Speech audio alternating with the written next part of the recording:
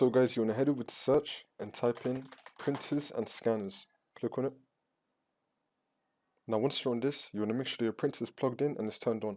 And then you want to click on add device. And then it'll just start automatically searching for a printer. If it still hasn't showed up, then this will come up. The printer that I want isn't listed. You want to click on add manually. You have a bunch of options here, such as add a local printer or network printer with manual settings, add a Bluetooth wireless or network discoverable printer, add a printer using an IP address or hostname, or you can select a shared printer, or you can select the option of my printer's list or order, help me find it. But for this tutorial, I'm just going to select this last option right here, add a local printer, and then click on next. And now you want to select the port, and then click on next.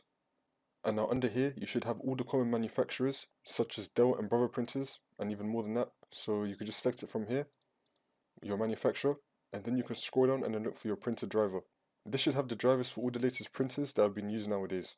If you have a disk for the printer software, then you can click on have disk. And then you can click on browse, and then select where the disk is, and then click on OK. If you find your printer driver through here, you could just select it, and then click on next. Click on next again. Now it's going to install the printer. You can choose whether you want to share it or not. Click on next, and you can print a test page to see if it's working properly or not. And then click on finish. And now you have it.